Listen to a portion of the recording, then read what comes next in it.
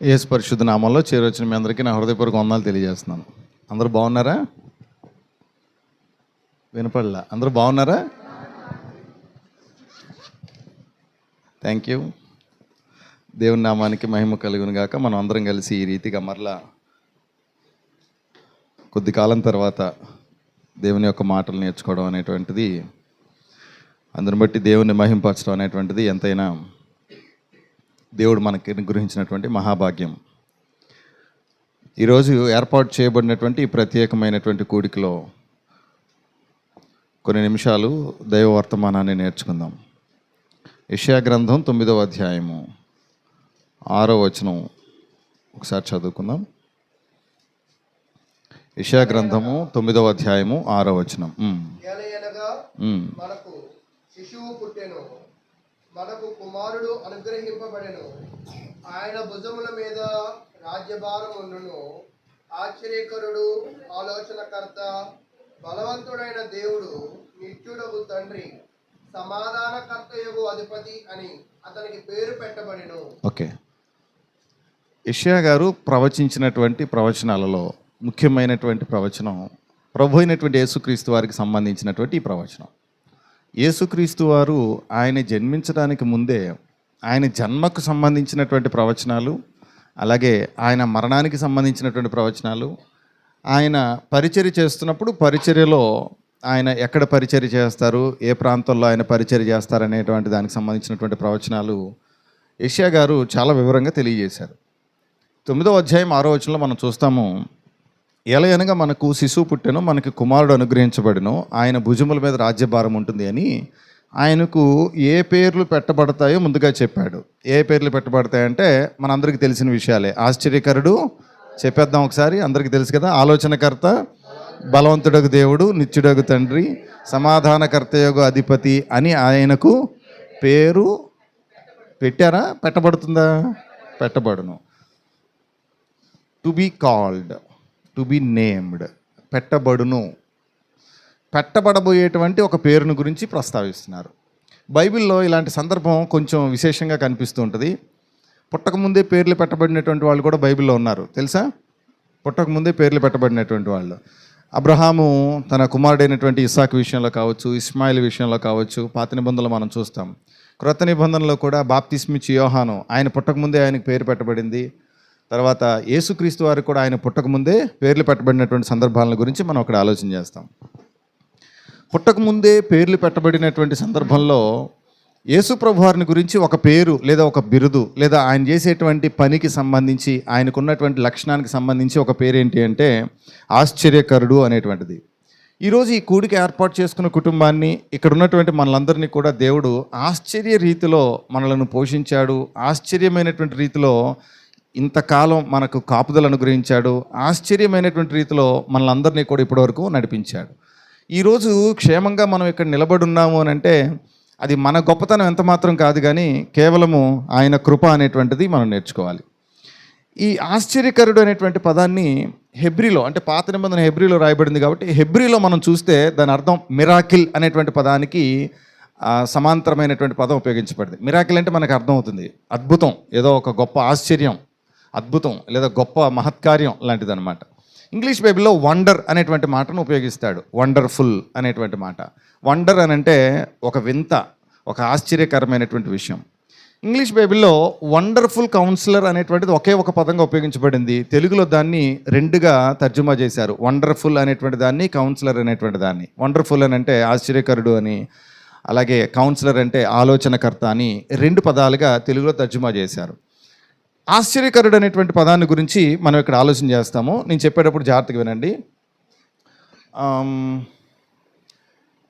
Okay, ఇక్కడ సోదరులు మనకి డిస్ప్లే చేస్తున్నారు. రెఫరెన్సులు నేను చెప్తున్నప్పుడు రెఫరెన్సులు మాత్రం డిస్ప్లే చేయండి. లెసన్ తర్వాత వారికి గ్రూప్లో షేర్ చేద్దరు కానీ మనం ఇచ్చినటువంటి లెసన్. ఎందుకు యేసుక్రీస్తు ప్రభువారు ఆశ్చర్యకరుడు అని చెప్పబడిందో కొన్ని విషయాల గురించి మనం రెఫరెన్సులు చదివేసుకుందాం. చూడండి, లూకాసు వార్త 2వ అధ్యాయము 18వ వచనం చదివేద్దాం. లూకాసు వార్త 2వ అధ్యాయము 18వ వచనం చదువుకుందాం. ఓకే, నేను చదువుతాను, జాగ్రత్తగా వినండి. లూకాసు వార్త 2వ అధ్యాయం, అందరూ జాగ్రత్తగా చూడండి. గొర్రెల కాపరులు తమతో చెప్పబడిన సంగతులను గూర్చి విన్న వారందరూ మిక్కిలి ఆశ్చర్యపడ్డారు. ఓకే, అందరూ చూడాలి. గొర్రెల కాపరులు తమతో చెప్పినటువంటి వాటిని బట్టి విన్నటువంటి వాళ్ళందరూ కూడా ఆశ్చర్యపడ్డారు. ఇంతకీ వాళ్ళు ఏం చెప్పారు? దూత వాళ్ళకి ఏం చెప్పారో ఒకసారి చూద్దాం. చూడండి, ఆ పైన వచనాలు చదువుకుందాము. 2వ అధ్యాయం 12వ వచనంలో, దానికి ఇదే మీకు ఆనవాలు, ఒక శిశువు పొత్తిగుడ్డలతో చుట్టబడి ఒక తొట్టెలో పండుకొని ఉండుట మీరు చూచెదరని వారితో చెప్పెను. దేవుని యొక్క దూత, ప్రభు యొక్క దూత గొర్రెలు కాసుకునేటువంటి వారికి కనపడి వారితో మాట్లాడినటువంటి, గొర్రెల కాపరులతో మాట్లాడినటువంటి ఒక సమాచారం ఏంటంటే, మీ కొరకు ఒక రక్షకుడు పుట్టి ఉన్నాడు, ప్రజలందరికీ కలగబోయేటువంటి మహా సంతోషకరమైనటువంటి సువార్తమానం నేను మీకు తెలియజేస్తాను. అదేంటంటే, దావీదు పట్టణం ముందు నేడు రక్షకుడు మీ కొరకు పుట్టాడు, ఈయన ప్రభువైన క్రీస్తు, ఆయన ప్రభు అయినటువంటి క్రీస్తు. దానికి మీకు ఒక ఆనవాలు చెప్తున్నాను. ఏంటి ఆనవాలంటే, పొత్తుగుడ్డలతో చుట్టబడి ఒక శిశువు తొట్టిలో పరుండు పెట్టబడి ఉండటం మీరు చూస్తారు అని. ఒకదానికొకటి ఆలోచన చేయడానికే ఒక ఆశ్చర్యంగా కనిపించేటువంటి విషయాలు ఉన్నాయి ఇక్కడ. ప్రజలందరికీ కలగబోయేటువంటి ఆ సువర్తమానం, లోకమంతటికి రక్షణ కలగజేసేటువంటి ఆ రక్షకుడు, దావీదు పట్టణమందు పుట్టినటువంటి ఆ లోకరక్షకుడు ఒక రాజవంశంలోనో రాజకుటుంబంలోనో కాకుండా, చెప్పండి ఎక్కడానంటే, ఇప్పుడు మీరు ఎక్కడ కనుగొంటారంటే ఆయన్ని, ఒక రాజదర్బార్లోనో రాజకోటలోనో కాకుండా మీరు ఎక్కడ కనుగొంటారంటే ఒక తొట్టిలో పరుండు పెట్టబడి ఉండటం మీరు చూస్తారు. వెళ్ళి మీరు అది గమనించండి, అది మీకు ఆనవాలు అని దేవుని యొక్క దూత చెప్పినప్పుడు వాళ్ళు అదే విషయం వెళ్ళి చూశారు. 16వ వచనంలో, త్వరగా వెళ్ళి మరియను యోసేపును తొట్టిలో పండుకొని ఉన్న శిశువును చూశారు. 16వ వచనంలో చూసిన తర్వాత వారు చూసి 17వ వచనంలో, ఈ శిశువును గురించి తమతో చెప్పబడినటువంటి మాటలు ప్రచురము చేశారు. గొర్రెల కాపరులు తమతో చెప్పిన సంగతులను గురించి విన్నటువంటి వాళ్ళందరూ కూడా మిక్కిలి ఆశ్చర్యపడ్డారు. దేవుని యొక్క దూత గొర్రెల కాపరులకు చెప్పినటువంటి సంగతులను గురించి, దానిని విన్నటువంటి వాళ్ళందరూ కూడా, దాని గురించి తెలుసుకున్నటువంటి వాళ్ళందరూ కూడా ఆశ్చర్యపడ్డారు. యేసుక్రీస్తు ప్రభు వారి యొక్క జననము ఆశ్చర్యకరమైనటువంటిది. అది ఇప్పుడు మనం ఫస్ట్ పాయింట్లో నేర్చుకుంటున్నాం. యేసుక్రీస్తు ప్రభు వారి యొక్క జన్మలో ఒక ప్రత్యేకమైనటువంటి ఆశ్చర్యకరమైనటువంటి ఒక విషయం ఉంది. ఏంటి అని అంటే, ఆయన లోకంలో ఉన్నటువంటి వారందరి పాపాన్ని, వారి పాపము నుండి వారిని విడిపించి, వారి పాపము నుంచి వారిని తొలగించి, వారిని విమోచించి రక్షించేటువంటి ఆ రక్షకుడు, ప్రభువు అయినటువంటి క్రీస్తు శిశువు పొత్తిగుడ్డలతో చుట్టబడి ఒక తొట్టిలో పరుండు పెట్టబడి ఉండడం అనేటువంటిది ఆశ్చర్యకరమైనటువంటి సంగతి. ఒక పాట పాడుతూ ఉంటారు కదా, అవని అంతా ఆయనదే కానీ ఆయనకి మాత్రం స్థలమే లేదు అనేటువంటిది. రక్షకుడు అయినటువంటి వాడు, రక్షించేటువంటి వాడు, ప్రభువు అయినటువంటి వాడు. ఆ మాట మీరు నోట్ చేసుకోవాలి. ప్రభువు అయిన వాడు, పరిపాలించేటువంటి వాడు, రాజు అయినటువంటి వాడు, అధికారి అయినటువంటి వాడు, రక్షించేటువంటి వాడు. ఆయన ఎక్కడ మీరు ఆయన్ని గమనిస్తారు అని అంటే, ఒక తొట్టిలో పరుండ పెట్టబడి ఉండడం మీరు గమనిస్తారు అని దూతలు చెప్పినటువంటి మాటను గొర్రెల కాపర్లు వెళ్ళి తెలియజేసినప్పుడు, గొర్రెల కాపర్లు తెలియజేసినటువంటి విషయాన్ని విన్నవారందరూ కూడా ఆ మాటలను బట్టి ఆశ్చర్యపోయారు. గొర్రెల కాపర్లకి ఎవరు చెప్పారు? దూత, ప్రభు యొక్క దూతలు చెప్పారు. చాలామంది ఏమంటారంటే, ప్రభు యొక్క దూత వచ్చి దూత చెప్పింది అని అంటారు. లాస్ట్ టైం నేను మీ దగ్గరికి వచ్చినప్పుడు చెప్పాను, గుర్తుందా? మర్చిపోయారా? దూత వచ్చింది అని అనకూడదు, మరి ఏమనాలి? దూత వచ్చాడు అని అనాలి. ఎందుకంటే గబ్రియేలు దూత కానీ, మిఖాయేలు దూత కానీ, బైబిల్లో చెప్పబడిన దూతలు స్త్రీలింగంతో సంబోధించడానికి వీల్లేదు. పాటలు పాడేవాళ్ళు కూడా పాటలు పాడేస్తున్నారు. ఏమని పాటలు పాడుతున్నారు? దూత వచ్చింది, నరులకు వార్త చెప్పింది అని రకరకాలుగా. దూత వచ్చింది కాదు, దూత వచ్చాడు అనేటువంటిది. గబ్రియేలు దూతను బైబిల్లో, తెలుగు బైబిల్లో చూసినా, ఇంగ్లీష్ బైబిల్లో చూసినా, అన్ని బైబిల్స్లోనూ కూడా అతడు, ఆయన అనే సంబోధించబడింది కానీ ఆమె అనేటువంటిది ఎక్కడ సంబోధించబడలేదు అనేటి లేఖనాల్లో మనం చూస్తాం. ఇదే లూకాసు వార్తలో కూడా ఒక మాట చదువుకోవచ్చు. చూద్దాం, చూడండి గుర్తు కోసం. లూకాసు వార్త 1వ అధ్యాయము 11వ వచనం చదువుకుందాము. గబ్రియేలు దూత వచ్చినటువంటి సందర్భం. లూకాసు వార్త 1:11. ప్రభువు దూపవేదిక కుడివైపు నిలిచి అతనికి కనబడగా జకరియా, చెప్పండి ఎవరిని చూసి? దూతను చూసి అని అన్నప్పుడు అక్కడ అతన్ని చూసి తొందరపడ్డాడు అనేటువంటి విషయం. తొందరపడి భయపడినటువంటి వాడాయన. అప్పుడు ఆ దూత అతనితో, జకరియా నీ ప్రార్థన వినపడింది అని చెప్పినటువంటి సంగతులన్నీ కూడా మనం చూస్తాం. సో గబ్రియేలు దూతను అతడు అనేటువంటి మాటలే బైబిల్లో సంబోధించబడ్డాయి కానీ ఆమె అనేటువంటి మాటలు కాదు సంబోధించబడింది. కాబట్టి దూతలను ఎప్పుడు కూడా ఆమె అని అనకూడదు. దూతలను ఎప్పుడు కూడా వచ్చింది, వెళ్ళింది, మాట్లాడింది అని అనకూడదు. ఎందుకంటే అలా చేయడం అనేటువంటిది అగౌరవపరచడం అవుతుందన్నమాట వాళ్ళని. మనకంటే ఉన్నతమైనటువంటి స్థితిలో ఉన్నటువంటి వారిని మనం అలా అగౌరవపరిచేటువంటి విధంగా మనం మాట్లాడకూడదు. రైట్. ఫస్ట్ పాయింట్లో మనం ఏం చూస్తున్నామనంటే, ప్రభు యొక్క దూత గొర్రెల కాపరులకు వెళ్ళి ఒక ఆనవాలు చెప్తే, ఆ ఆనవాలు ప్రకారంగా గొర్రెల కాపర్లు వెళ్ళి యేసుక్రీస్తు వారిని కనుగొన్న తర్వాత ఆ విషయాలన్నీ కూడా ఎవరికైతే తెలియజేశారో ఆ విషయాలు విన్న వారందరూ కూడా ఆశ్చర్యపడినటువంటి సంగతులు మనం అక్కడ చూస్తాం. అలాగే వాళ్ళ తల్లిదండ్రులు కూడా ఆశ్చర్యపడ్డారు. ఒకసారి చూద్దాం, చూడండి. ఆ కింద వచనాల్లోనికి మనం వెళ్ళిపోదాము. 20వ వచనం చదువుకుందాం. 2వ అధ్యాయం 20వ వచనం. అంతటా గొర్రెల కాపరులు తమతో చెప్పబడినట్లుగా తాము విన్న వాటిని కన్న వాటిని గూర్చి దేవుని మహింపరచుచు స్తోత్రము చేయుచు తిరిగి వెళ్ళారు. ఆ శిశువును సున్నతి చేయవలసినటువంటి 8వ దినం వచ్చినప్పుడు గర్భమంద ఆయన పడకమునుపు దేవదూత చేత పెట్టబడినటువంటి యేసు అని పేరు వారు ఆయనకు పెట్టారు. ఈ పేరు ఎప్పుడు పెట్టిన పేరంట? గర్భమందు ఆయన పడకమునుపు దేవదూత చేత పెట్టబడినటువంటి పేరు. పుట్టకముందే పేర్లు పెట్టబడటం అనమాట. పుట్టకముందే పేరు పెట్టబడినటువంటి సంగతిని గురించి మనం అక్కడ ఆలోచన చేస్తున్నాం. యెషయా గ్రంథంలో 7:14లో మనం చూస్తాం, కన్యక గర్భవతి కుమారుని కంటుంది, ఆయనకు ఇమ్మానుయేలు అని పేరు పెడతారనేటువంటి విషయం.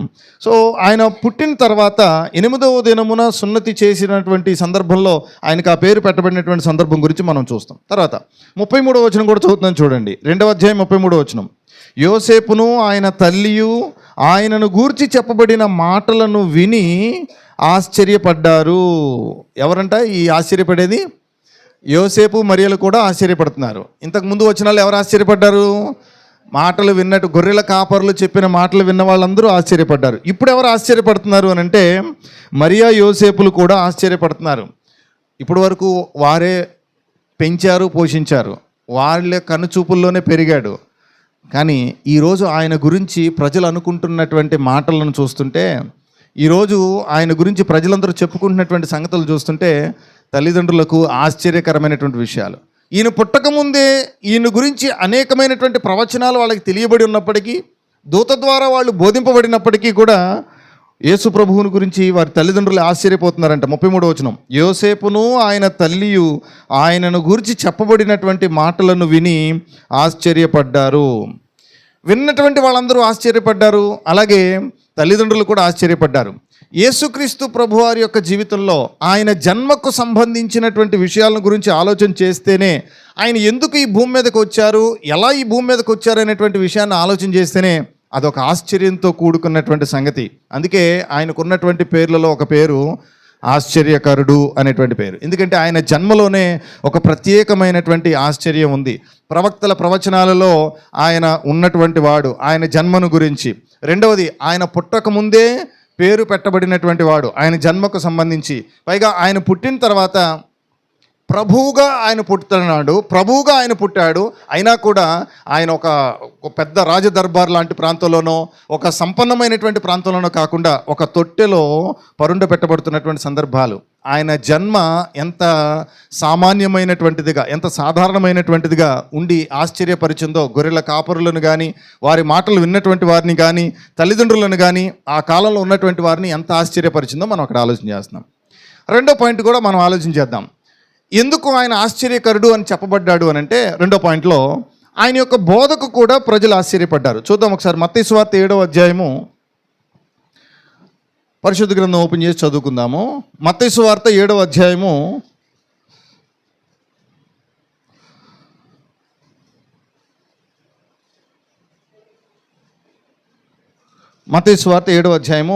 28, 29 వచనాలు చదువుకుందాం. మత్తయి సువార్త 7వ అధ్యాయము 28, 29 వచనాలు. యేసు ఈ మాటలు చెప్పి ముగించినప్పుడు జనసమూహములు ఆయన బోధకు ఆశ్చర్యపడుచుండిరి. జనసమూహములు ఆయన బోధకు ఆశ్చర్యపడుతున్నారు. ఓకే, ఇంతకీ ఏం బోధ చేశాడు ఒకసారి మీకు ఎవరికైనా గుర్తుందా? ఏ బోధ చేశాడు మీకు గుర్తుంటే ఒకసారి మీరు వెనక్కి వెళ్తే 3వ అధ్యాయంలో ఆయన బాప్తిసం పొందారు. తర్వాత 4వ అధ్యాయంలో ఆయన అపవాది చేత శోధించబడ్డారు. 5వ అధ్యాయంలో కొండ మీద ప్రసంగం స్టార్ట్ చేశారు. 5వ అధ్యాయంలో స్టార్ట్ చేసిన ప్రసంగం 5వ అధ్యాయము, 6వ అధ్యాయము, 7వ అధ్యాయం వరకు కొండ మీద ప్రసంగం చేశారు. 8వ అధ్యాయం 1వ వచనం చదవండి. ఆయన కొండ మీద నుండి దిగి వచ్చినప్పుడు, అంటే ఇప్పుడు 7వ అధ్యాయం చివరి వరకు ఆయన ఎక్కడున్నారు? కొండమే ప్రసంగం చేస్తున్నారు. సో ఇప్పుడు కొండమే ప్రసంగం అంటే అది ఓపెన్ మీటింగా లేకపోతే ఇట్లా లోపల క్లోజ్డ్ మీటింగా? ఓపెన్ మీటింగ్ ఏర్పాటు అయింది అనుకుందాం. ఫస్ట్ ఓపెన్ మీటింగ్ అనుకోవాలి ఇది. ఎందుకంటే 3వ అధ్యాయంలో ఆయన బాప్తీసం, 4వ అధ్యాయంలో అపవాది శోధించబడ్డం, 5వ అధ్యాయంలో కొండ మీద ప్రసంగం స్టార్ట్ చేయడం. ఓ పెద్ద ఓపెన్ మీటింగ్ లాంటిదని అనుకోండి. ఈ ఓపెన్ మీటింగ్లో యేసుక్రీస్తు ప్రభువారు 3 అధ్యాయాల సమాచారం అంతా బోధించారు. ప్రథమంగా మొదటగా ఏం బోధించారంటే ధన్యతల గురించి మాట్లాడారు. ఆత్మ విషయమై దీనిలేని వారు ధన్యులని, దుఃఖపడు వారు ధన్యులని, సాత్వికులు ధన్యులని ధన్యతల గురించి తెలియజేసి ధర్మశాస్త్రంలో రాస్తున్నటువంటి ఆజ్ఞల్లో వీరు ఏమేమి మార్పులు చేయాలనుకుంటున్నారో యేసుక్రీస్తు ప్రభువారు వాటి గురించి చెప్పారు. అంటే ఆ రోజైతే వ్యభిచారం చేస్తే పాపం అని ఉన్నది ధర్మశాస్త్రంలో, కానీ ఇప్పుడైతే నేను చెప్తున్నాను మోహపు చూపు చూసినా పాపమే. ఈ విధంగా ధర్మశాస్త్రంలో ఉన్నటువంటి వాటన్నిటినీ కూడా ఆయన ఏమేమి మార్పులు చేయాలనుకుంటున్నారో, ఏ విధంగా మార్చబడాలని అనుకుంటున్నారో వాటన్నిటిని గురించి ఆయన తెలియజేస్తూ 7వ అధ్యాయం వరకు ఆయన మాట్లాడారు. 7వ అధ్యాయం చివరిలో ఆయన ఏమని మాట్లాడారో ఒకసారి చూద్దాం. చూడండి, 7వ అధ్యాయం చివరిలో 28, 29 వచనాల్లో యేసు ఈ మాటలు చెప్పి ముగించినప్పుడు జన సమూహములు ఆయన బోధకు ఆశ్చర్యపడుతున్నారు. ఎందుకు ఆశ్చర్యపడ్డారు? 29వ వచనంలో, ఏలయనగా ఆయన వారి శాస్త్రుల వలె కాక అధికారము గలవాని వలె వారికి బోధించారు. ఏమంటే బోధ వినటం వాళ్ళకు కొత్త? అక్కడ ఉన్నటువంటి ప్రజలకు బోధ వినటం కొత్త ఏం కాదు, ఎందుకంటే శాస్త్రులు బోధిస్తున్నారు. అప్పటికి బోధ వినటం కొత్త ఏం కాదు. కానీ యేసుక్రీస్తు ప్రభువారి బోధ విని ఆశ్చర్యపోయారంట. ఎందుకు యేసుక్రీస్తు ప్రభువారికి బోధకు ఆశ్చర్యపోయారు అంటే ఆయన బోధ ఎలా ఉంది అని అంటే అధికారంతో కూడినదై ఉంది. గట్టిగా మాట్లాడుతున్నాడు, అధికారంతో కూడినదై ఉంది. అధికారంతో కూడినదై ఉంటే అర్థమవుతుందా? అధికారంతో కూడిన బోధ అంటే, బోధ అధికారంతో కూడిందనంటే మీరు ఎప్పుడూ ఒక విషయాన్ని మర్చిపోకండి. ఈ పాఠం కొనసాగుతున్నంతసేపు ఒక విషయం మీరు గుర్తుపెట్టుకోవాలి. గొర్రెల కాపరులకు దేవదూత చెప్పినటువంటి మాట మీరు ఎప్పటికీ మర్చిపోకూడదు. మీకు ఇదే ఆనవాలు, ఆయన ప్రభువైన క్రీస్తు. యేసుక్రీస్తు ప్రభువారు జన్మించినటువంటి సమయంలోనే దేవుని యొక్క దూతలు, ప్రభు యొక్క దూతలు గొర్రెల కాపర్లకు చెప్పినటువంటి మాట ఆయన ప్రభువైన క్రీస్తు.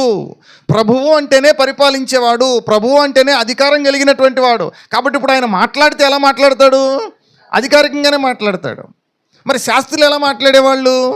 శాస్త్రులు ఏం మాట్లాడేవాళ్ళు అంటే పాఠం చెప్పాలి కాబట్టి చెప్పేవారు. ఒక టీచర్ లాగా లెసన్ చెప్పాలి కాబట్టి లెసన్ చెప్పేవారు. ధర్మశాస్త్రము ఏమని సెలవిచ్చుచున్నది ఏమనగా అంటూ ధర్మశాస్త్రంలో ఏముందో వాళ్ళు మాట్లాడేవాళ్ళు. ఓ ప్రసంగం చేసేవాళ్ళు, ఒక వ్యాఖ్యానం చేసేవాళ్ళు, ఒక వివరణ చెప్పేవాళ్ళు. కానీ యేసుక్రీస్తు ప్రభువారు అలా కాదంట. యేసుక్రీస్తు ప్రభువారు బోధించే బోధ ఎలా ఉంది అని అంటే, ఆయన టీచింగ్ స్టైల్ ఎట్లా ఉంది అని అంటే అధికారంతో కూడిందై ఉంది. యేసుక్రీస్తు ప్రభువారు ఇంతటి అధికారంతో కూడినటువంటి బోధ చేస్తుంటే ఆ బోధకు వారు ఆశ్చర్యపడ్డారు, చాలా ఆశ్చర్యపడ్డారు. అందుకే అంటున్నాడు 28వ వచనంలో, జనసమూహంలో ఆయన బోధకు ఆశ్చర్యపడుచుండిరి, ఎందుకంటే ఆయన వారి శాస్త్రుల వలె కాక అధికారము కలిగినటువంటి వాడి వలె బోధించాడు. తర్వాత లూకాసు వార్త 4వ అధ్యాయము 31వ వచనం చదువుకుందాం. చూడండి, లూకాసు వార్త 4వ అధ్యాయము 31వ వచనం. నేనే చదువుతాను, జాగ్రత్తగా వినాలి. లూకాసు వార్త 4వ అధ్యాయం 31వ వచనంలో, అప్పుడు ఆయన గలిలయలోని కపెర్నహూము పట్టణమునకు వచ్చి విశ్రాంతి దినమున వారికి బోధించుచుండెను. ఇప్పుడు ఎక్కడ బోధ చేస్తున్నారు? విశ్రాంతి దినమున సమాజ మందిరాల్లో, సినగోగుల్లో వాక్యం చెప్తున్నారు. విశ్రాంతి దినమున వాక్యం చెప్తున్నారు. చూడండి 32వ వచనం, ఆయన వాక్యము అధికారముతో కూడినదై ఉండెను గనుక వారు ఆయన బోధకు ఆశ్చర్యపడిరి. యేసుక్రీస్తు వారు బోధ చేస్తే ఆయన బోధకు ప్రజలు ఆశ్చర్యపడుతున్నారు. ఎక్కడ బోధ చేస్తే? నెంబర్ 1, కొండ మీద బోధ చేస్తే ఆశ్చర్యపడ్డారు, అధికారంతో మాట్లాడాడు, అధికారము కలిగినటువంటి వాళ్ళ వల్ల మాట్లాడాడు. నెంబర్ 2, సినగోగులో మాట్లాడినా కూడా, అంటే విశ్రాంతి దినమున సమాజ మందిరాల్లో మాట్లాడినా కూడా ఎలా మాట్లాడుతున్నాడు ఆయన? అధికారంగా. అంటే ఎక్కడ ప్రసంగం చేసినా ఆయన వాగ్ధాటి ఎట్లా ఉంది అని అంటే, ఆయన మాట తీరు ఎట్లా ఉందంటే, ఆయన బోధించే బోధన విధానం ఎట్లా ఉంది అని అంటే అధికారంతో కూడినటువంటి బోధను ఆయన బోధిస్తున్నారు. ఎందుకంటే ఆయన ప్రభువు కాబట్టి, ఆయన అధికారి కాబట్టి, ఆయన పరిపాలించేవాడు కాబట్టి ఆ మాటల్లోనే ఆ అధికారం కనపడుతుంది. 32వ వచనం చదువు, ఆయన వాక్యము అధికారముతో కూడినదై ఉండెను గనుక వారు ఆయన బోధకు ఆశ్చర్యపడ్డారు. మార్కు సువార్త 1వ అధ్యాయము 22వ వచనంలో కూడా మనం ఇదే మాట చదువుకుంటాం. చూద్దాం ఒకసారి. మార్కు సువార్త 1వ అధ్యాయము 22వ వచనం చదువుకుందాం. మార్కు సువార్త 1వ అధ్యాయము 22వ వచనం చదువుకుందాం. ఇది కూడా విశ్రాంతి దినాన్ని 21, 22 వచనాలు చదువుకుందాం. అంతటా వారు కపెర్నహూములోనికి వెళ్ళిరి. వెంటనే ఆయన విశ్రాంతి దినమున సమాజ మందిరములలోనికి పోయి బోధించను. ఎక్కడ బోధిస్తున్నారు ఈ బోధ? సమాజ మందిరాల్లో, సెనగోగుల్లో బోధిస్తున్నారు. సమాజ మందిరములో బోధిస్తున్నాడు. ఆయన శాస్త్రుల వలె కాక అధికారము గలవాని వలె వారికి బోధించను గనుక వారు ఆయన బోధకు ఆశ్చర్యపడ్డారు. ఇది ఎక్కడ బోధిస్తున్నటువంటి బోధ? ఆ సమాజ మందిరాల్లో సమాజ మందిరాలు అని అంటే ఇట్స్ ఏ క్లోజ్డ్ ఒక రూమ్ లాంటిదని అనుకోండి, ఒక హాల్ లాంటిదని అనుకోండి. ఓపెన్గా కొండ మీద ప్రసంగం చేసిన అధికారం కలిగినటువంటి వాడి వల్ల బోధించాడు. 4 గోడల మధ్య చేసినటువంటి బోధన కూడా ఎలా బోధించాడు? అధికారం కలిగినటువంటి. అంటే ఆయన నోరు తెరిచి బోధ చేస్తే ఆ బోధలోనే ఏం కనపడుతుంది అంటే అధికారం కనపడుతుంది. ఎవరిచ్చారు ఈ అధికారం? చదవబోతాం మనం. యోహాను సువార్త 7వ అధ్యాయంలో కూడా అధికారం ఎక్కడదో ఏంటో యేసుక్రీస్తు ప్రభువారి మాటల్లోనే మనం విందాం. యోహాను సువార్త 7వ అధ్యాయంలో 14వ వాక్యం నుంచి చదువుకుందాం. యోహాను సువార్త 7వ అధ్యాయము 14వ వచనం నుంచి చదువుకుందాము. సగము పండగ అయినప్పుడు యేసు దేవాలయంలోనికి వెళ్ళి బోధించుచుండే. బైబిల్లో ఉన్న వాళ్ళందరూ కూడా బైబిల్ తీసి చూడండి. ఒకవేళ బైబిల్ లేనటువంటి వాళ్ళు మాత్రమే ఈ స్క్రీన్ వైపు చూడండి. బైబిల్ ఉన్న వాళ్ళు బైబిల్లోనే తీసి చూడండి దయచేసి. యోహాను సువార్త 7వ అధ్యాయం 14వ వచనం. సగం పండగ అయినప్పుడు యేసు దేవాలయంలోనికి వెళ్ళి బోధించుచుండెను. ఇదే సందర్భం. ఈ సందర్భానికి ఒక స్పెషాలిటీ కూడా ఉంది. ఏంటో చెప్పాలి. పండగ అంటే ఇప్పుడు కొండ మీద ప్రసంగం చేయడం, సమాజ మందిరంలో విశ్రాంతి దినమున బోధించడం, కొండ మీద బోధించడం. ఇప్పుడు ఎటువంటి సందర్భంలో బోధిస్తున్నారు అంటే పండగ సందర్భంలో. సగం పండగ అయినప్పుడు యేసు దేవాలయంలోనికి వెళ్ళి బోధిస్తున్నాడు. ఎలా బోధిస్తున్నాడు చూడండి. యూదులు అందుకు ఆశ్చర్యపడి చదువుకొనని ఇతనికి ఈ పాండిత్యం ఎట్లు వచ్చెనని చెప్పుకున్నారు. పండగ రోజున యేసుక్రీస్తు ప్రభువారు సగం పండగ అయిన తర్వాత బోధిస్తుంటే కూడా ఆ బోధకు అక్కడ ఉన్నటువంటి వాళ్ళు ఆశ్చర్యపోయారు. చదువుకోనటువంటి ఇతనికి ఇంత పాండిత్యం వచ్చింది అని ఆశ్చర్యపోయారు. అప్పుడు యేసు ప్రభువారు ఏం చెప్పారో చూడండి 16వ వచనంలో. అందుకు యేసు ప్రభు అంటున్నారు, నేను చేయు బోధ నాది కాదు, నన్ను పంపిన వానిదే. చెప్పండి, ఈయనకి అధికారం ఎక్కడి నుంచి వచ్చిందంట? యేసుక్రీస్తు ప్రభువారిని పంపిన ఆయన ఒక ఆయన ఉన్నాడంట. ఆయన పంపేటప్పుడే ఎలా పంపాడు? అధికారం కలిగినటువంటి వాడిగా పంపాడు, ప్రభువుగా పంపాడు. కాబట్టి ఇదిగో ప్రభు అయినటువంటి యేసుక్రీస్తు, ఇదిగో లోకరక్షకుడు పుట్టి ఉన్నాడు, మీరు వెళ్ళండి అని గొర్రెల కాపర్లకు కూడా ప్రభు యొక్క దూత చెప్పినటువంటి మాటను మనం అక్కడ చూస్తాం. చూడండి, ఆ మాటని యేసుక్రీస్తు ప్రభు వారు చెప్తున్నారు. అందుకు యేసు 16వ వచనంలో, నేను చేయు బోధ నాది కాదు, నన్ను పంపిన వానిదే. ఎవడైనను ఆయన చిత్తము చొప్పున నిశ్చయించుకుని ఎడల ఆ బోధ దేవుని వలన కలిగినదో లేక నా అంతట నేనే బోధించుచున్నానో వాడు తెలుసుకొనును. తనంతట తానే బోధించువాడు స్వకీయ మహిమను వెదకును గాని తన్ను పంపిన వాని మహిమను వెదకువాడు సత్యవంతుడు, ఆయన యందు ఏ దుర్నీతియు లేదు. మోషే ధర్మశాస్త్రం గురించి ఇప్పటివరకు వాళ్ళు నేర్చుకున్నారు, విన్నారు. ఆ బోధను వాళ్ళు ఇప్పటివరకు అనుసరిస్తున్నారు. అలాంటి వారికి యేసుక్రీస్తు ప్రభువారు మాట్లాడుతున్న మాట ఎట్లా ఉంది అని అంటే అధికారము కలిగినటువంటి వాడి వలె బోధిస్తున్నాడు. కొండ మీద ప్రసంగం చేసిన అధికారము కలిగినటువంటి వారి వలె బోధించారు. అలాగే సమాజ మందిరాల్లో విశ్రాంతి దినాన బోధ చేసినా కూడా అధికారం కలిగినటువంటి వారి వలె బోధించారు. సగము పండగ అయినప్పుడు దేవాలయంలో పండగ వేళల్లో బోధించినా కూడా ఆయన ఎలా బోధిస్తున్నారు అంటే అధికారము కలిగినటువంటి వారి వలె బోధిస్తున్నారు. ఆయన బోధకు ఆశ్చర్యపోతున్నారు ప్రజలందరూ కూడా. ఏంటి ఇంత పాండిత్యము, ఇంత జ్ఞానం ఎక్కడి నుంచి వచ్చింది అని వాళ్ళు ఆశ్చర్యపోతున్నటువంటి సంగతిని మనం అక్కడ ఆలోచన చేస్తున్నాం. మార్కు సువార్త 6వ అధ్యాయము 1వ వచనంలో కూడా ఒక మాట చదువుకుందాం. చూడండి, మార్కు సువార్త 6వ అధ్యాయము 1వ వచనం చదువుకుందాం. మొదటి నుండి కొన్ని విషయాలు చదువుకుందాం. మార్కు సువార్త 6వ అధ్యాయము 1 నుండి. ఆయన అక్కడి నుండి బయలుదేరి స్వదేశమునకు రాగా ఆయన శిష్యులు ఆయనను వెంబడించిరి. విశ్రాంతి దినము వచ్చినప్పుడు ఆయన సమాజ మందిరములలో బోధింపనారంభించెను. అనేకులు ఆయన బోధ విని ఆశ్చర్యపడి ఈ సంగతులు ఇతనికి ఎక్కడి నుండి వచ్చెను, ఇతనికి ఇయ్యబడినటువంటి ఈ జ్ఞానం ఎట్టిది, ఇతని చేతుల వలన ఇట్టి అద్భుతములు చేయబడుచున్నదేమి, ఇదేమిటి, ఇతడు వడ్లవాని కుమారుడు కాదా, ఇతడు మరే కుమారుడు కాదా అని ఆశ్చర్యపోయినటువంటి సంగతులు మనం అక్కడ ఆలోచన చేస్తాం. చూడండి, 6వ అధ్యాయం 1 నుంచి మళ్ళీ చదువుతాను. ఆయన అక్కడి నుండి బయలుదేరి స్వదేశమునకు రాగా ఆయన శిష్యులు ఆయన వెంబడించారు. విశ్రాంతి దినము వచ్చినప్పుడు ఆయన సమాజ మందిరంలో బోధింపనారంభించెను. ఇదే సందర్భం చెప్పాలి మీరు. ఏ సందర్భం?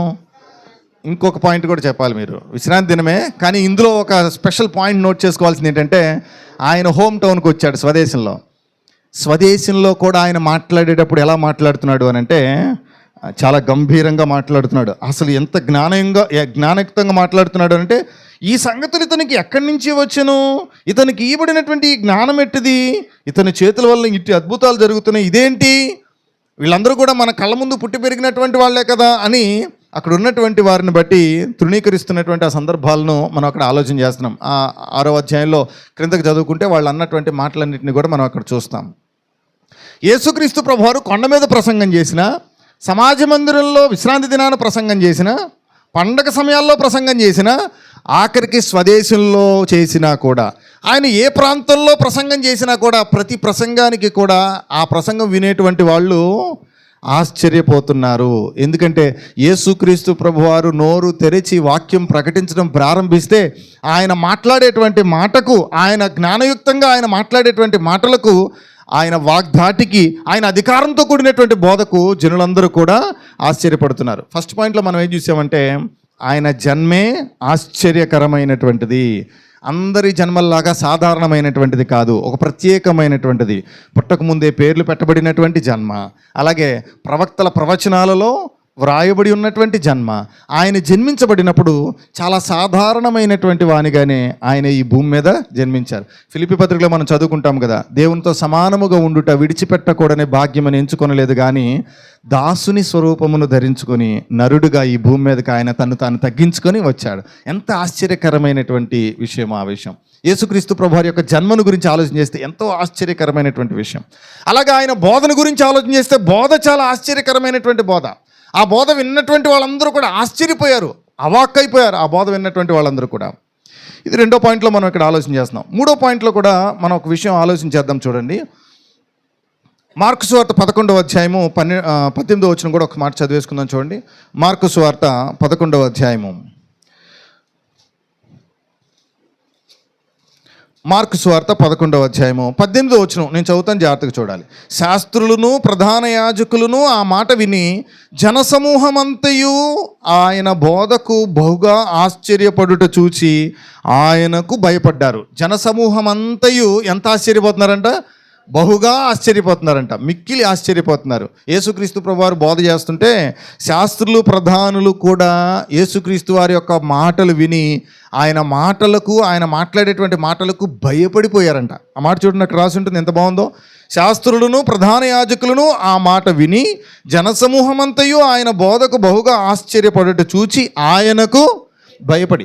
యేసుక్రీస్తు ప్రభువారు మాట్లాడుతున్న మాటలను బట్టి, ఆయన బోధిస్తున్న బోధన బట్టి, ఆ బోధకు జనాలు పడుతున్న ఆశ్చర్యాన్ని బట్టి శాస్త్రులు సైతం, ప్రధాన యాజకులు సైతము ఆయనకు భయపడి, ఇలా అయితే లాభం లేదు, ఆయన్ని చంపేద్దామని, ఎప్పుడు ఆయన సంహరిద్దామా అని ఆలోచన చేస్తున్నటువంటి సందర్భాలను కూడా మనం అక్కడ ఆలోచించేద్దాం. మరొక మాట మనం చదువుకుందాం. మత్తయి సువార్త 8వ అధ్యాయము 23వ వచనం నుంచి ఒక మాట చదువుకుందాం. చూడండి, యేసుక్రీస్తు ప్రభువారు చేసినటువంటి అద్భుతాలను గురించి కొన్నిటిని మనం ఆలోచన చేయబోతున్నాము. మత్తయి సువార్త 8వ అధ్యాయము 23వ వచనం నుంచి అక్కడ ఒక మంచి అద్భుతాన్ని గురించి మనం నేర్చుకుంటాం. చూడండి ఒకసారి, మత్తయి సువార్త 8వ అధ్యాయము 23వ వచనం నుంచి. ఆయన ధోని ఎక్కినప్పుడు ఆయన శిష్యులు ఆయన వెంట వెళ్ళారు. అంతటా సముద్రము మీద తుఫాను లేచినందున ఆ దోణె అలల చేత కప్పబడెను. అప్పుడు ఆయన నిద్రించుచుండగా వారు ఆయన యొద్దకు వచ్చి, ప్రభువా, నశించిపోవచ్చున్నాము, మమ్మను రక్షించమని చెప్పి ఆయనను లేపిరి. అందుకు ఆయన, అల్ప విశ్వాసులారా, ఎందుకు భయపడుతున్నారని వారితో చెప్పి లేచి ఎవరిని గద్దించారు? గాలిని సముద్రమును గద్దింపగా గాలి సముద్రము మిక్కిలి నిమ్మళమాయెను. ఆ మనుషులు ఆశ్చర్యపడి, ఈయన ఎట్టివాడో, ఈయనకు గాలియు సముద్రమును లోబడుచున్నవి. ఎవరికి? ఇప్పుడు ఒక మామూలు ఒక మనిషి వెళ్ళి గాలితో సముద్రంతో కామ్ డౌన్ అని అన్నారనుకోండి, నిమ్మలంగా ఉండు, ఊరకుండు అని అన్నారనుకోండి, ఇప్పుడు గాలి సముద్రం అంతా మెలకుండా ఉండిపోతాయా? ఉండవు. ఒక మనిషి, సాధారణమైనటువంటి ఒక మనిషి ఎవరైనా చెప్తే గాలి సముద్రం గాలి సముద్రం మాట వినాలి అంటే ఎవరి మాట వింటారు అని అంటే, ఆ గాలిని, సముద్రాన్నే కాదు, ఈ ప్రకృతిని, ప్రకృతిలో ఉన్న సమస్తాన్ని సృష్టించినటువంటి వాడి మాటే వింటారు. యేసుక్రీస్తు ప్రభువారి యొక్క మహత్యం ఎంత గొప్పది అనంటే, యేసుక్రీస్తు వారి యొక్క గొప్పతనం ఎంతది అనంటే, ఆయన ప్రభు అయినటువంటి క్రీస్తు అని చెప్పడానికి, ఆయన అధికారం కలిగినటువంటి వాడని చెప్పడానికి. ఆయన నోటితో బోధిస్తేనే కాదు అధికారంతో కూడిన బోధ, ఆయన గాలిని సముద్రమును నిమ్మలపరిచేటప్పుడు కూడా ఆయన దేన్ని ఉపయోగించారు? తన అధికారాన్ని ఉపయోగించారు. అధికారాన్ని ఉపయోగించి గాలిని సముద్రాన్ని ఊరకుండుమన్నప్పుడు గాలి సముద్రం ఏమైందో చూద్దాం ఒకసారి. వారితో చెప్పి లేచి గాలిని సముద్రమును గద్దింపగా గాలి సముద్రం మిక్కిలి నిమ్మళమాయను. ఉత్తుత్తి నిమ్మళంగా కాదంట, మళ్ళీ మిక్కిలిని. అప్పుడు దాకా ఏమన్నా కొంచెం శబ్దం చేసిందేమో గాలి కానీ సముద్రం కానీ, ఇప్పుడు ఆ శబ్దం కూడా లేవు, అలాగే శబ్దం కూడా లేదు.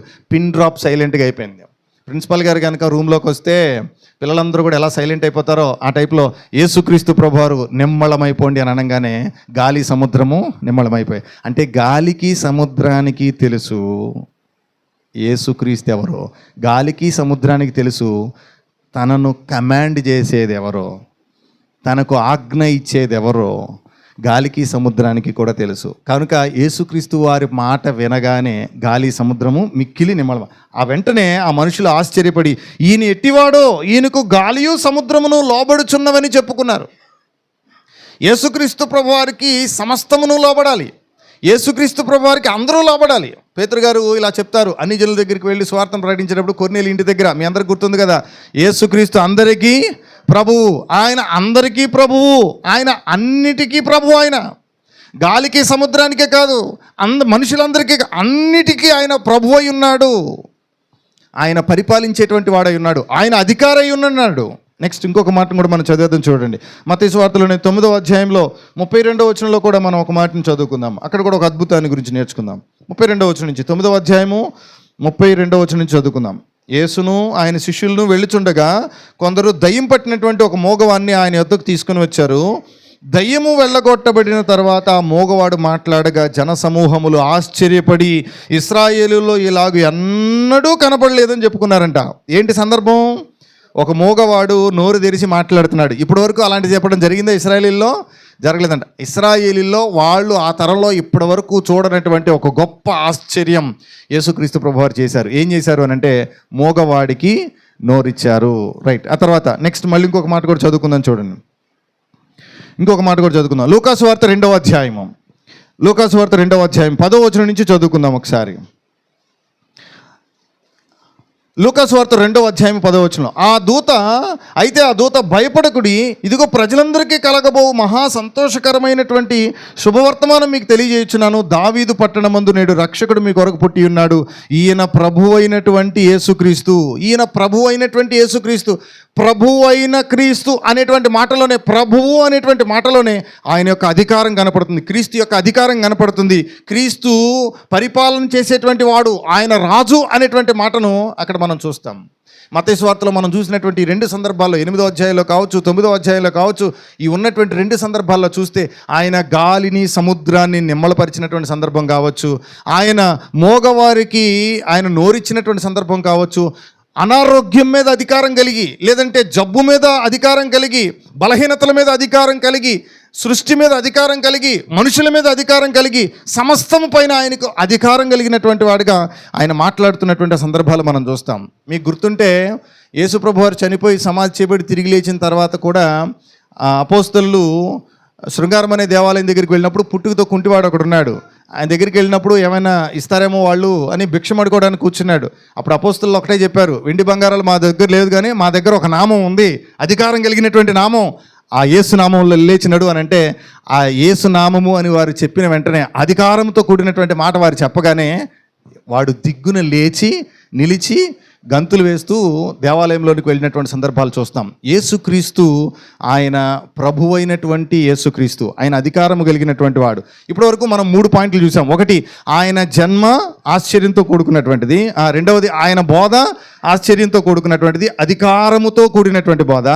ఆయన అధికారంతో కూడినటువంటి బోధ చేస్తే మనుషులందరూ కూడా ఆశ్చర్యపోయారు. నెక్స్ట్ మూడవది, ఆయన చేసిన అద్భుతాలు కూడా మనుషులకు ఆశ్చర్యం కలిగించాయి. ఎందుకంటే ఇంతవరకు ఎన్నడూ కనీ విని ఎరుగునటువంటి ఆశ్చర్యకరమైనటువంటి అద్భుతాలు ఆయన చేశారు. ప్రకృతిని కమాండ్ చేసే విషయంలో కావచ్చు, ప్రకృతికి ఆజ్ఞ ఇచ్చేటువంటి విషయంలోనే కావచ్చు, గాలి సముద్రాన్ని నిమ్మలపరిచేటువంటి విషయంలోనే కావచ్చు, అలాగే బలహీనతల మీద ఆయన కమాండ్ చేసేటువంటి విషయంలోనే కావచ్చు, ఆయన అధికారం కలిగినటువంటి వాడికి ఉన్నాడనేటువంటి విషయాన్ని మనం చూస్తాం. మరొక మాట చదువుకుందాం. మత్తయి సువార్త 27వ అధ్యాయం, అందరూ తీసి చూడండి ఒకసారి. మత్తయి సువార్త 27వ అధ్యాయము 14వ వచనం చదువుతున్నా నేను. మత్తయి సువార్త 27వ అధ్యాయము 14వ వచనం. అయితే ఆయన ఒక మాటకైనను అతనికి ఉత్తరం ఇయ్యలేదు. మళ్ళీ చదువుతాను చూడండి. 11వ వచనం చదువుతాను, మీకు బాగా అర్థం అవుద్ది. 27వ అధ్యాయం మత్తయి సువార్త 11వ వచనం నుంచి. యేసు అధిపతి ఎదుట నిలిచాను. అప్పుడు అధిపతి, యూదుల రాజు నువ్వేనా అని ఆయన అడగగా, యేసు అతను చూసి నీవు అన్నట్లే అని అన్నాడు. ప్రధాన యాజకులను పెద్దలను ఆయన మీద నేరం మోపినప్పుడు ఆయన ప్రత్యుత్తరమేమీ ఇయ్యలేదు. కాబట్టి పిలాతు, నీ మీద వీరెన్ని నేరములు మోపుచున్నారో నీవు వినలేదా అని ఆయనను అడిగాను. అయితే ఆయన ఒక మాటకైనను అతనికి ఉత్తరం ఇయ్యలేదు గనుక అధిపతి మిక్కిలి ఆశ్చర్యపడ్డాడు. ఒకసారి సందర్భం చెప్తారమ్మా, ఏంటి సందర్భం? యేసుక్రీస్తు ప్రభువారు పిలాతు అధిపతి దగ్గర నుంచున్నాడు. పిలాతు అడుగుతున్నాడు, ఏమని అడుగుతున్నాడు? యూదుల రాజు నువ్వేనా అని అడుగుతున్నాడు. యేసుక్రీస్తు ప్రభువారు ఏమన్నారు చూడండి, నీవు అన్నట్టే అని అన్నాడు. తర్వాత ప్రధాన యాజకులు పెద్దలు నేరం మోపారు, దాని గురించి నువ్వేం చెప్తావు అని అంటే, దానికి యేసుక్రీస్తు ప్రభువారు జవాబేమీ చెప్పలేదు, ప్రత్యుత్తరం ఏమీ ఇయ్యలేదు. ఒకసారి ఆ మాట చూడండి ఎంత బాగుందో. 14వ వచనంలో, అయితే ఆయన ఒక మాటకైనను అతనికి ఉత్తరం ఇయ్యలేదు గనుక అధిపతి మిక్కిలి ఆశ్చర్యపడ్డాడు. అధికారం కలిగినటువంటి ఒక అధిపతి, పిలాతు అనేటువంటి అధికారం కలిగినటువంటి ఒక అధిపతి ఆశ్చర్యపోయాడంట. తీర్పు తీర్చేటువంటి వాడే అవాక్కైపోయాడు. ఏమన్నాడని అవాక్కైపోయాడు? ఏమి అనలేదని అవాక్కయ్యాడు. ఏం బోధించాడని అవాక్కయ్యాడు. అసలు నోరు తెరవకుండా ఉన్నాడని ఆశ్చర్యపోయాడు. ఎంత ఆశ్చర్యపోయాడు? మిక్కిలి ఆశ్చర్యపోయాడు. తీర్పు తీర్చేవాడే, అధికారం కలిగినటువంటి వాడే, హోదాలో ఉన్నటువంటి వాడే యేసుక్రీస్తుని చూసినప్పుడు ఆశ్చర్యపోతున్నాడు. సమాజ మందిరంలో ఉన్నటువంటి వాళ్ళు, పెద్దలుగా ఉన్నటువంటి వాళ్ళు, శాస్త్రులుగా ఉన్నటువంటి వాళ్ళు, పరిశీలుగా ఉన్నటువంటి వాళ్ళు, ప్రధాన యాజకులుగా ఉన్నవాళ్ళు ఆయన బోధించిన బోధ విని ఆశ్చర్యపోయారేమో, కానీ ఈ అధికారి అయితే మాత్రం ఆయన మౌనంగా ఉండటం చూసి ఆశ్చర్యపోతున్నాడు. అర్థమవుతుందా ఆయనకు ఆశ్చర్యకరుడు అనే పేరు ఎందుకు వచ్చిందో? అంటే ఆయన నోరు తెరిచి మాట్లాడినా అది ప్రజలకు ఆశ్చర్యమే, ఆయన గాలిని సముద్రాన్ని గద్దించినా ప్రజలకు ఆశ్చర్యమే, మూగవాడికి నోరిచ్చినా ఆశ్చర్యమే, ఆయన నోటితో ఏదైనా పలికినా ఆశ్చర్యమే. ఏమీ పలకుండా మౌనంగా ఉన్నా అధికారులకు సైతం ఆశ్చర్యపోతున్నారు. మిక్కిలి ఆశ్చర్యపోయాడంటే ఏంటి, ఒక్క మాట కూడా జవాబు చెప్పవా, ఒక్క మాట కూడా నువ్వు ప్రత్యుత్తరం ఏమీ ఇవ్వవా అని ఆశ్చర్యపోతున్నాడు. మార్కు సువార్త 15వ అధ్యాయము 5వ వచనంలో కూడా మనం ఇదే సంఘటన చూస్తాం. చూడండి ఒకసారి. మార్కు సువార్త 15వ అధ్యాయము 5వ వచనంలో కూడా సేమ్ ఇదే విషయం మనం చదువుకుంటాం. మార్కు సువార్త 15వ అధ్యాయము 3వ వచనం నుంచి చదువుతాం. 3 నుంచి 5 వచనాలు. 15వ అధ్యాయం 3 నుంచి 5 వచనాలు మార్కు సువార్త. ప్రధాన యాజకులు ఆయన మీద అనేకమైన నేరములు మోపగా పిలాతు ఆయనను చూచి మరలా, నీవు ఉత్తరమేమీ చెప్పవా, నీ మీద వీరెన్ని నేరములు మోపుచున్నారో చూడమని చెప్పాడు. అయినను యేసు మరి ఏ ఉత్తరము చెప్పలేదు కనుక పిలాతు ఆశ్చర్యపడ్డాడు. ఏమండి, ఎవరైనా ఒక మాట అంటే, ఎవరైనా ఒక నింద మోపితే సాధారణంగా ఏం జరుగుతుంది అని అంటే పౌరుషం వస్తుంది, కోపం వస్తుంది, వెంటనే మళ్ళీ తిరిగి ఏదో ఒకటి చెప్తారు. కానీ యేసుక్రీస్తు ప్రభువారు మౌనంగా ఉన్నాడు. నీ మీద ఇన్ని నేరాలు మోపుతున్నారు, నువ్వేం మాట్లాడవనంటే ఆయన ప్రత్యుత్తరం ఏమీ చెప్పలేదు, మౌనంగా ఉన్నాడు. ఆయన మౌనంతోనే అధికారికి ఆశ్చర్యం కలిగినటువంటి సందర్భాలు మనం చూస్తున్నాం. నెక్స్ట్ పాయింట్లోకి వెళ్ళిపోదాం. లూకా సువార్త 20వ అధ్యాయం. లూకా సువార్త 20వ అధ్యాయం 22వ వచనం నుంచి అక్కడ ఒక సందర్భాన్ని మనం జ్ఞాపకం చేసుకుందాం. లూకా సువార్త 20వ అధ్యాయము 22 నుంచి. అందరూ తీశారా?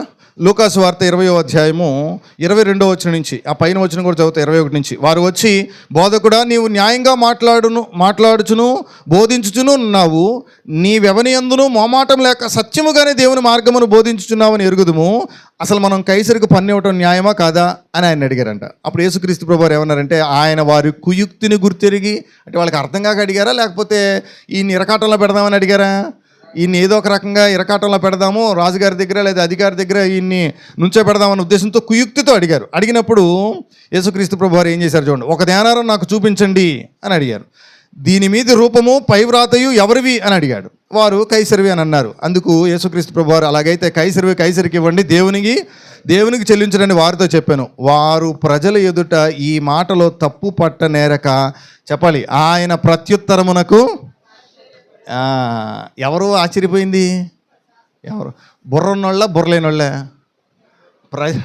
ప్రజలందరినీ కూడా పట్టి పీడించేటువంటి వాళ్ళని చెప్పాలి. ఒక రకంగా చెప్పాలంటే యేసు ప్రభువారిని శోధించడానికి వచ్చినటువంటి వాళ్ళు, యేసు ప్రభువారినే ప్రశ్నలతో ఇరకాటంలో పెడదామని టాక్టిక్ క్వశ్చన్స్ అడిగేటువంటి వాళ్ళు, ఇరకాటంలో పెట్టేటువంటి క్వశ్చన్లు అడగాలనుకునేటువంటి వాళ్ళు ఉన్నారు.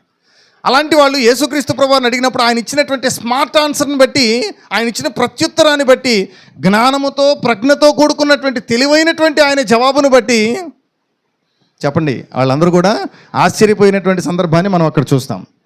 కైసరుకు పన్ను ఇవ్వటం న్యాయమా కాదా చెప్పండి అని అన్నప్పుడు అయితే న్యాయమే అని చెప్పాలి, లేకపోతే న్యాయం కాదని చెప్పాలి. కానీ యేసుక్రీస్తు వారు చెప్పిన ఆన్సర్కి వాళ్ళు అవాక్కైపోయారు. వాళ్ళు ఊహించినటువంటి ఆన్సర్ వాళ్ళకి వినపడింది. వాళ్ళు ఆ మాటలకు ఆశ్చర్యపోయినటువంటి సందర్భం చూస్తాం. వీళ్ళే కాదు, జ్ఞానులు సైతం ఆశ్చర్యపోయినటువంటి సందర్భం మనం చూస్తాం కదా. చిన్నపిల్లడప్పుడే 12 ఏళ్ల వయసు అప్పుడే లూకాసు వార్తలో ఒకసారి చూద్దాం. లూకాసు వార్తలో చిన్న వయసులోనే 12 సంవత్సరాల వయసులోనే చూడండి. లూకాసు వార్త 2వ అధ్యాయము 46వ వచనం నుంచి. లూకాసు వార్త 2వ అధ్యాయం 46వ వచనం నుంచి. 3 దినములైన తర్వాత ఆయన దేవాలయంలో బోధకుల మధ్య కూర్చుండి వారి మాటలు ఆలకించుచు వారిని ప్రశ్నలు అడుగుచూ ఉండగా చూచిరి.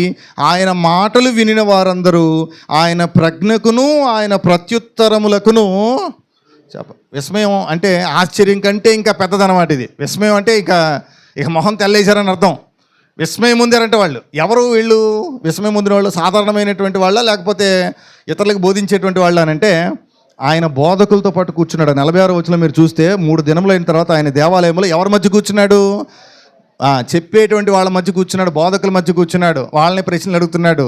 యేసు ప్రభు వారు మాట్లాడినటువంటి మాట తీరుకి, ఆయన మాట్లాడినటువంటి మాటలకు, ఆయన ప్రజ్ఞకును ఆయన ప్రత్యుత్తరములకును అక్కడ ఉన్నటువంటి బోధకులు సైతము చెప్పండి విస్మయం ఉందారంట. అంటే యేసుక్రీస్తు ప్రభువారు జవాబిస్తే అవతల వాడికి ఆశ్చర్యం. ఏమి మాట్లాడకపోతే పిలాతు ఆశ్చర్యపోయాడు. శాస్త్రులు, ప్రధాన యాజకులు, బోధకులు వచ్చి ప్రశ్నలు అడుగుతుంటే ఆ ప్రశ్నలకి జవాబు చెప్తుంటే వాళ్ళు సైతము ఆశ్చర్యపోయేంతగా చెప్తున్నాడు. అంటే ఇప్పుడు యేసు ప్రభువారు వాక్యం చెప్తే సామాన్య మనుషులకైనా ఆశ్చర్యం, గొప్పోళ్ళకు కూడా ఆశ్చర్యమేనా? గొప్పోళ్ళు అంటే ఎవరున్నారు మీ లిస్టులో? శాస్త్రులు ఉన్నారు, ప్రధాన యాజకులు ఉన్నారు, జ్ఞానులు ఉన్నారు, అధికారి పిలాతు ఉన్నాడు. యేసు ప్రభువారి ముందు ఎవరి నుంచున్నా వాళ్ళందరినీ విస్మయం ముందించేటువంటి విధంగా, వాళ్ళందరినీ ఆశ్చర్యం గొలిపేటువంటి విధంగా ఆయన బోధ కావచ్చు, ఆయన మాట కావచ్చు, ఆయన చేసిన అద్భుతాలు కావచ్చు, ఆయన మౌనంగా ఉండటం కావచ్చు, ఆయన జవాబు ఇవ్వటం కావచ్చు, ఆయన ప్రజ్ఞకు అందరూ కూడా విస్మయం పొందుతారు. ఆయన ప్రత్యుత్తరానికి, సమయస్ఫూర్తికి అందరూ ఆశ్చర్యపోతారు. ఆయన ఏ సమయంలో మాట్లాడాలో ఆ సమయంలోనే మాట్లాడతాడు. ప్రతి సందర్భంలో నాది అని ఆయన వెళ్ళడు. ఓ రోజు కానా పెండ్లి విందులో ద్రాక్షారసం అయిపోయింది. మరియ గారు వచ్చి చెప్పారు యేసుప్రభు వారికి, అయ్యా ద్రాక్షారసం అయిపోయింది ఒకసారి చూడు అని. యేసుప్రభు వారు చెప్పారు, నా సమయం ఇంకా రాలేదు అని అన్నాడు. అంటే ఆయన సమయంలో ఆయన తన పనిని తాను జరిగిస్తూ ఉంటారు. యేసుక్రీస్తు ప్రభు వారు చేసినటువంటి గొప్ప అద్భుతాలు మనం చూస్తే ఆయన కొన్ని సందర్భాల్లో మాట్లాడారు, కొన్ని సందర్భాల్లో మౌనంగా ఉన్నారు, కొన్ని సందర్భాల్లో జవాబు ఇచ్చారు ప్రశ్నలకు, కొన్ని సందర్భాల్లో జవాబు ఇవ్వలేదు. ఆయన జవాబు ఇచ్చినా ఆశ్చర్యపడ్డారు, ఆయన మౌనంగా ఉన్నా కూడా ఆశ్చర్యపడ్డారు. అందుకే ఆయనకు ఒక పేరు యెషయా 9:6లో మనం చూస్తాం, ఆయన ఆశ్చర్యకరుడు అనేటువంటి పేరు. నెక్స్ట్ పాయింట్లోకి వెళ్ళిపోదాం. మార్కు సువార్త 15వ అధ్యాయము 44వ వచనం చదువుకుందాం. మార్కు సువార్త 15వ అధ్యాయము 44వ వచనం అందరూ తీసి చూడండి. మార్కు సువార్త 15వ అధ్యాయము 44వ వచనం. పిలాతు ఆయన ఇంతలోనే చనిపోయినా అని ఆశ్చర్యపడి ఒక శతాధిపతిని తన యొద్దకు పిలిపించి ఆయన ఇంతలోనే చనిపోయినా అని అతనిని అడిగెను. శతాధిపతి వలన సంగతి తెలుసుకుని యోసేపునకు శవాన్ని అప్పగించాడు. పిలాతు ఆశ్చర్యపోయాడు. ఇప్పుడు ఏ విషయంలో ఆశ్చర్యపోయాడు? ఆయన చనిపోవడం చూసి ఆశ్చర్యపోయాడు. అదేంటి, చనిపోకూడదా? సాధారణంగా సిలువ వేయబడినటువంటి వాళ్ళు చాలా ఇబ్బందులు పడి చాలా తీసుకుని చనిపోతారు. రోమాలో ఉన్నటువంటి ఆ శిక్ష చాలా కఠినమైనటువంటి శిక్ష. ఎలాంటి శిక్ష తెలుసా? బ్రతికుండగానే ఏం చేస్తారు, మనుషులకి ఉరేసి చంపేస్తే 1 నిమిషంలో చనిపోతాడు, తగలబెట్టి చంపేస్తే 1 నిమిషంలో చనిపోతాడు. చెప్పండి, ఖడ్గంతో నరికేస్తే 1 నిమిషంలో చనిపోతాడు. కానీ సిలువ శిక్ష అలా కాదు. సిలువ శిక్ష ఎట్లా ఉంటుందో తెలుసా? కొరడాలతో కొట్టుకుంటూ తీసుకువెళ్ళాలి. తర్వాత ఒక చెక్క మీద ఆయనను పరుండ పెట్టి బ్రతుకున్నటువంటి మనిషికి మేకులు కొట్టేసి, చేతులకు 2 చేతులకు 2 మేకులు కొట్టి, కాళ్ళకు మేకులు కొట్టి ఆయనను అలా వేలాడదీయాలి. ప్రాణం ఉండంగానే వేలాడదీయాలి. ఎన్నింటికి వేలాడదీశారు యేసుప్రభు వారిని? 9ంటికి వేలాడదీశారు. ఎన్నింటి వరకు వేలాడాడు ఆయన? 3 గంటల వరకు వేలాడాడు. అంటే ఎన్ని గంటలు వేలాడాడు? అంటే అన్ని గంటల పాటు ఆయన దేనితో పోరాటం? మరణంతో, ఆయన ప్రాణము ఆయన కొన ఊపిరితోటి ఆయన ఆ పోరాటం చేస్తున్నటువంటి సందర్భం చూసాం. ఒక్కసారి ఇలా చంపేస్తే, ఒకసారి షూట్ చేస్తే ఒక నిమిషంలో చనిపోవచ్చు, కానీ అలాంటి శిక్ష కాదు అది. రోమా ఆ ప్రభుత్వం వారు విధించినటువంటి శిక్ష ఎలాంటి శిక్ష అంటే కుమిలి కుమిలి చనిపోవాలి అన్న ఉద్దేశంతో చూస్తున్నటువంటి వారందరూ కూడా ఆ మరణాన్ని చూసి మిగతా వాళ్ళు కూడా భయపడాలి అనేటువంటి విధంగా భయపడేంతగా ఆ మరణం ఉంటుంది. యేసుక్రీస్తు ప్రభువారి యొక్క మరణం 9 గంటలకు సిలువ వేయబడినటువంటి యేసుక్రీస్తు మధ్యాహ్నం 3 గంటల వరకు 6 గంటల పాటు అలాగే సిలువలో వేలాడాడు అంటే ఆయన ప్రాణం 6 గంటల పాటు అలాగే ఆ సిలువలో వేలాడుతూనే ఉంది. ఎన్నో కొడా దెబ్బలు తిన్నాడు, రక్తము ఏరులై పారిపోతూనే ఉంది. ఇటువైపు నుంచి చేతుల గాయాల నుంచి రక్తము, తలలో ముండ్ల కిరీటం నుంచి రక్తము, కాల్లో గాయం నుంచి రక్తం, ఇలా రక్తం కారుతూనే ఉంది. ఆయన 3 గంటల వరకు ఇలా రక్తము కారి కారి కారి కారి కారి ఒంట్లో ఉన్న రక్తము నీళ్లు అన్నీ అయిపోయిన తర్వాత మనుషులు స్పృహ తప్పిపోతారు. స్పృహ తప్పిపోయినా ఎంతో కొంత ప్రాణం ఉంటుంది. ఆ ప్రాణం ఉన్నప్పుడు వాళ్ళు ఏం చేస్తారంటే మోకాళ్ళు మోచేతులు కర్రలతో కొట్టి వాళ్ళ ఎముకలన్నింటిని కూడా ఇరిచేసి ఆ విధంగా ఆ మనిషిని చంపేస్తారు. అది రోమ ప్రభుత్వం చేసేటువంటి శిక్ష. యేసుక్రీస్తు ప్రభువారంట 3 గంటలు అయిపోగానే ఆయన చనిపోయారు 3 గంటల ప్రాంతంలో. ఈ విషయం చూసి పిలాతు ఆశ్చర్యపోతున్నాడు. ఏంటి అప్పుడే చనిపోయాడా అంటే దాని అర్థం ఏంటి? ఆ పాటికి చచ్చిపోకూడదు కదా, 6 గంటలకే చనిపోవడం ఏంటి? 9 గంటలకు సిలువేస్తే 3 గంటలకల్లా చనిపోయాడు అంటే 6 గంటల పాటుకి అప్పటికే చనిపోవడం ఏంటి? మామూలుగా అయితే ఆ రక్తం ఒక్కొక్క బొట్టు రక్తం అంతా కారిపోయిందాకా ఆయన ఉండాలి. ఆ తర్వాత కూడా కొనూపురితో ప్రాణం ఉంటే ఆయన మోకాళ్ళన్నింటిని కూడా ఎముకలన్నింటిని కూడా ఇరగొట్టేసేయాలి. అప్పుడు కదా కొనూపురితో చచ్చిపోవాలి ఆయన, అప్పుడు కదా స్పృహ తప్పి చనిపోవాలి. ఏంటి ఈలోపే చనిపోయాడా? అవును, ఆయన చనిపోయారు. ఆ విషయాన్ని తెలుసుకున్నటువంటి శతాధిపతి ఆ విషయాన్ని చెప్పిన తర్వాత ఎంతగానో పిలాతు ఆశ్చర్యపోయాడు. ఒకసారి చూడండి, యోహాను సువార్త 19వ అధ్యాయము ఆ విషయం ఒకసారి చూద్దాం. యోహాను సువార్త 19వ అధ్యాయము 31వ వచనం నుంచి చదువుకుందాం. అందరూ తీసి చూడాలి ఒకసారి. యోహాను సువార్త 19వ అధ్యాయము 31వ వచనం నుంచి నేను చదువుతున్నాను చూడండి. 19వ అధ్యాయము 31వ వచనం నుంచి, ఆ దినము సిద్ధపరచు దినము, మరుసటి విశ్రాంతి దినము మహాదినము గనుక ఆ దేహములు విశ్రాంతి దినమున సిలువ మీద ఉండకుండానట్లు ఏం చేస్తారంట, వారి కాళ్ళు విరగొట్టించి, అంటే ఎముకలు విరిగొట్టేలాగా అనమాట, వారిని తీయించి వేయమని యూదులు పిలాతును అడిగారు. కాబట్టి సైనికులు వచ్చి ఆయనతో కూడా సిలువ వేయబడిన మొదటి వాని కాళ్ళు రెండో వాని కాళ్ళు ఏం చేశారు, విరగొట్టారు. రైట్. వారు యేసునొద్దకు వచ్చి అంతకు ముందే ఆయన మృతి పొంది ఉండడు చూచి ఆయన కాళ్ళు విరగొట్టలేదు. అంటే ఇప్పుడు ఈయన యేసు ప్రభువారితో పాటు ఉన్నటువంటి మిగిలిన వాళ్ళ కాళ్ళు ఏం చేశారు సైనికులు? ఎముకలు విరగొట్టారు. కానీ యేసుక్రీస్తు ప్రభువారిని వీళ్ళు ఏమీ చేయలేదు. ఎందుకనంటే అప్పటికే ఆయన మృతి పొందాడు. అందుకే ఆ మాట అంటారు చూడండి, అప్పటికే ఆయన మృతి పొంది ఉండటం చూచి ఆయన కాళ్ళు విరగొట్టలేదు అనేటువంటి మాటను మనం అక్కడ చూస్తాం. యేసుక్రీస్తు ప్రభువారి యొక్క మరణము ప్రత్యేకమైనటువంటి మరణం. ఆయన యొక్క మరణం గురించి మనం ఆలోచన చేస్తే ఆయన చనిపోయినటువంటి సందర్భం మనం చూస్తే అందులో కూడా పిలాతు ఆశ్చర్యపడి, ఏంటి ఇంతలోనే చనిపోయాడా అని ఆశ్చర్యపడి శతాధిపతిని పిలిపించి నిజంగా చనిపోయాడు చూడు ఒకసారి, ఒకవేళ చనిపోకపోతే కాళ్ళు విరగొట్టి ఎముకలు విరగొడతామనేటువంటి ఉద్దేశంతో ఆలోచన చేసి సైనికులు పంపిస్తే ఆయన అప్పటికే మృతి పొందాడని సైన్యాధిపతి చెప్పినటువంటి మాటలకు పిలాతు ఆశ్చర్యపడిపోయినటువంటి సంగతులు మనం అక్కడ ఆలోచన చేస్తాం. అలాగే మనుషులమైనటువంటి మనమందరం కూడా ఏదో ఒక రోజు చనిపోతాం. కానీ మనం చనిపోయిన దానికి, యేసుక్రీస్తు ప్రభువారు చనిపోయిన దానికి ఒక ప్రత్యేకత ఉంది. ఏంటో చూద్దాం. రోమపత్రిక 5వ అధ్యాయము మనం ముగింపులోనికి వెళ్ళబోతున్నాం. రోమపత్రిక 5వ అధ్యాయంలో యేసుక్రీస్తు ప్రభువారి యొక్క మరణంలో ఉన్న ప్రత్యేకత ఏంటో చూద్దాం. చూడండి, రోమపత్రిక 5వ అధ్యాయము 6 నుంచి చదువుతున్నాను.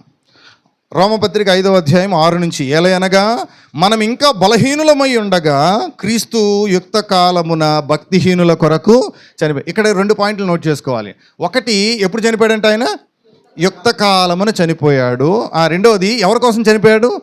ఆయన చేసిన తప్పులకి లేకపోతే ఆయన చేసుకున్న దానికి ఆయన చనిపోలేదు. మరి ఎవరి కోసం చనిపోయాడంటే భక్తిహీనుల కోసం చనిపోయాడు. అది కూడా ఎంత విశేషమైందో ఒకసారి చూద్దాం. 7వ వచనంలో, నీతిమంతుని కొరకు సహితము ఒకడు చనిపోవుట అరుదు, మంచివాని కొరకు ఎవడైనా ఒకవేళ చనిపోవు తెగింపవచ్చును. అయితే దేవుడు మన ఎడల తన దేవుడు మన ఎడల తన ప్రేమను వెల్లడిపరుచుచున్నాడు. ఎట్లనగా మనం ఇంకనూ పాపులమై ఉండగానే క్రీస్తు మన కొరకు చనిపోయాడు. క్రీస్తు మన కొరకు చనిపోవడం అనేటువంటిది ఒక ఆశ్చర్యమైనటువంటి విషయం. క్రీస్తు మన కోసం జన్మించాడు, అది ఆశ్చర్యమే. కానీ అంతకు మించి ఆశ్చర్యం ఏంటో తెలిసిన, క్రీస్తు మన కొరకు మరణించాడు. మనం పాపులమై ఉండగానే, మనం బలహీనమై ఉండగానే ఆయన మన కొరకు మరణించాడు. మనలను కాపాడడానికి, మనల్ని రక్షించడానికి, ఆయన మన కోసం మనలను నీతిమంతులుగా చేయడానికి, మనల్ని పరిశుద్ధులుగా చేయడానికి ఆయన మరణించాడు. ఆయన మరణంలో ఒక ఆశ్చర్యకరమైనటువంటి విషయం ఉంది. ఆ రోజు పిలాతి అధికారం కలిగినటువంటి వాడే యేసుక్రీస్తు వారి యొక్క మరణాన్ని చూసి ఇంతలోనే చనిపోయాడని ఆశ్చర్యపోయేంతగా యేసుక్రీస్తు వారి యొక్క మరణం రికార్డ్ చేయబడింది అనేది మనం చూసాం. చివరిగా ఒక మాట చదువుకుందాం. యేసుక్రీస్తు ప్రభు వారి యొక్క పునరుద్ధానం కూడా ఆశ్చర్యంతో కూడుకున్నది. లూకాసు వార్త 24వ అధ్యాయము 12వ వచనం చదువుకుందాం. చూడండి, యేసుక్రీస్తు ప్రభు వారు చనిపోయి సమాధి చేయబడి తిరిగి లేచిన తర్వాత ఉన్నటువంటి సంగతులు మనం చూస్తున్నాము. లూకాసు వార్త 24వ అధ్యాయము 12వ వచనం చదువుతున్నాను. 24:12. అయితే పేతురు లేచి సమాధి యొద్దకు పరిగెత్తుకొని పోయి వంగి చూడగా నారబట్టలు మాత్రము విడిగా కనబడెను. అతడు జరిగిన దానిని గూర్చి ఆశ్చర్యపడుతూ ఇంటికి వెళ్ళాడు. యేసుప్రభు వారు చనిపోయినటువంటి సమాధి చేయబడినటువంటి ఆ ప్రాంతానికి వచ్చి చూస్తే అక్కడ ఏం కనపడినాయి? నారబట్టలు మాత్రమే కనపడినాయి, విడిగా కనపడినాయి. యేసుక్రీస్తు ప్రభు వారి యొక్క బాడీ అక్కడ లేదు. అంటే ఆయన పునరుద్ధానుడయ్యాడు. ఈ విషయాన్ని చూసినటువంటి వారు ఆశ్చర్యపోయారు. అపోస్తల కార్యాలు 2:31 కూడా ఇదే మాట మనం చదువుకుంటాం. ఒకసారి చూడండి, అపోస్తల కార్యాల గ్రంథం 2వ అధ్యాయము 31వ వచనంలో మామూలుగా అయితే పాతి పెట్టబడినటువంటి వాళ్ళు ఏమవుతారు, కానీ యేసుక్రీస్తు ఏమయ్యారో ఒకసారి చూద్దాం. 2వ అధ్యాయం 31వ వచనం. అపోస్తల కార్యాలు 2:31. క్రీస్తు పాతాళములో, నేను మీకు వాట్సాప్లో పెట్టింది, ఒకసారి స్క్రీన్ మీద వేసుకోండి. క్రీస్తు పాతాళములో విడవబడలేదనియు, చూడండి అందరూ 2:31. క్రీస్తు పాతాళములో విడవబడలేదనియు, ఆయన శరీరము చెప్పాలి కుళ్ళిపోలేదనియు దావీదు ముందుగా తెలుసుకొని ఆయన పునరుద్ధానమును గురించి చెప్పాడు. ఈ యేసును దేవుడు లేపాడు, దీనికి మేమందరం సాక్షులము. యేసుప్రభు వారు సమాధి చేయబడిన ప్రాంతానికి అపోస్తలులు వెళ్ళినప్పుడు చూసినప్పుడు అక్కడ ఖాళీగా ఉంది సమాధి, నారబట్టలు మాత్రమే ఉన్నాయి. ఆ ఖాళీ సమాధిని చూసినటువంటి వాళ్ళు చెప్తున్నటువంటి మాట ఏంటంటే ఆయన శరీరము కుళ్ళిపోలేదు. దావీదు ఎప్పుడో ప్రవచించాడు, క్రీస్తు పాతాళములో విడవబడలేదు, ఆయన శరీరం కుళ్ళిపోలేదు. మామూలుగా అయితే ఎవరైనా సరే కుళ్ళిపోతారు, మామూలుగా అయితే ఎవరైనా సరే కుళ్ళిపోయినటువంటి పరిస్థితిలో, పాతాళంలో ఉన్నటువంటి పరిస్థితిలో వారు ఉంటారు. కానీ యేసుక్రీస్తు ప్రభు వారి యొక్క విషయంలో మనం ఆలోచన చేస్తే ఆయన శరీరము కుళ్ళిపోలేదు అని మనం చూసాం. యేసుక్రీస్తు ప్రభు వారు బాగా ప్రేమించే ఒక కుటుంబం ఉంది. ఆ కుటుంబం లాజరు కుటుంబం. లాజరు చనిపోయాడు, 4 రోజులు టైం అయింది. యేసుప్రభు వారు వచ్చారు 4 రోజుల తర్వాత. వచ్చిన తర్వాత ఎక్కడున్నాడు లాజరు, పదండి వెళ్దామని అన్నాడు. వాళ్ళ అక్క ఏమంటుంది, చనిపోయి 4 రోజులు అయింది. ఏమైంది 4 రోజులు అయితే? వాసన కొట్టేస్తాడయ్యా, చనిపోయి 4 రోజులు అయింది, ఇప్పుడు వాసన కొట్టేస్తాడు, ఇప్పుడు వద్దు. కానీ యేసుక్రీస్తు ప్రభువారు ఆయన శరీరం కుళ్ళిపోలేదు. ఆయన పునరుద్ధానంలో కూడా ఆశ్చర్యం ఉంది. ఒకసారి చెప్పండి, ఆయనలో ఎంత ఆశ్చర్యం ఉంది అని అంటే, ఆయన ఆశ్చర్యకరుడు అని ఎందుకు పిలిచారు అంటే 7 కారణాలు ఈరోజు మనం నేర్చుకున్నాం. ఒకసారి అందరూ నా వైపు చూడండి. ఏంటి 7 కారణాలు? 1, ఆయన జన్మలో అంటే ఏంటి? జన్మలో ఆశ్చర్యం అంటే, జన్మలో ఆశ్చర్యం అంటే 1, ఆయన జన్మను గురించి ప్రవక్తల ప్రవచనాల్లో రాయబడింది. 2, ఆయన పుట్టక ముందే పేరు పెట్టబడ్డం. ఇంకా 3, ఆయన కన్యక గర్భము ధరించడం ద్వారాగా జన్మించడం. ఇవన్నీ కూడా యేసుక్రీస్తు ప్రభువారి యొక్క పుట్టుకలో ఉన్నటువంటి ప్రత్యేకమైన ఆశ్చర్యకరమైన వండర్స్ అన్నమాట. ఇవన్నీ కూడా ఆశ్చర్యకరమైనటువంటి విషయాలు. నెక్స్ట్ 2వ పాయింట్ మనం చూస్తున్నాము. రైట్, ఫస్ట్ పాయింట్ మనం ఇప్పుడు చూసాము, ఆయన జన్మను గురించినటువంటి విషయం ఆశ్చర్యం. తర్వాత ఇది మీకు సోదరుల గ్రూప్లో షేర్ చేస్తారు. ఆయన జన్మను గురించినటువంటి ఆశ్చర్యం మొదటిది. 2వది, ఆయన బోధకు కూడా వాళ్ళు ఆశ్చర్యపడ్డారు. యేసుక్రీస్తు ప్రభువారు నోరు తెరిచి బోధ చేస్తే ఆయన బోధ విన్నటువంటి వాళ్ళందరూ ఆశ్చర్యపడ్డారు. కొండ మీద ఓపెన్ మీటింగ్లో ఆయన వాక్యం చెప్పినా, అలాగే విశ్రాంతి దినమున సమాజ మందిరాల్లో వాక్యం చెప్పినా, పండగ పూట పండగ రోజుల్లో వాక్యం చెప్పినా, చివరికి స్వదేశంలో వాక్యం చెప్పినా కూడా ఆయన బోధకు ప్రజలందరూ కూడా, ఆయన అధికారంతో కూడినటువంటి బోధకు ప్రజలందరూ కూడా ఆశ్చర్యపడ్డారు. అలాగే శాస్త్రులు ఆశ్చర్యపడ్డారు, ప్రధాన యాజకులు ఆశ్చర్యపడ్డారు, తల్లిదండ్రులు కూడా ఆశ్చర్యపడ్డారు. ఆ వాక్యం విన్న వాళ్ళందరూ కూడా ఆశ్చర్యపడ్డారు. ఆయన ఎక్కడున్నా కూడా అధికారంతో కూడినటువంటి బోధన ఆయన బోధించారు. ఆయన బోధించడంలో మాత్రమే కాదు, ఆయన అద్భుతాలు చేసినప్పుడు కూడా ప్రజలు ఆశ్చర్యపడ్డారు, శిష్యులు కూడా ఆశ్చర్యపడ్డారు. ఆయన గాలిని సముద్రాన్ని నిమ్మళపరిచినప్పుడు ఆశ్చర్యపడ్డారు.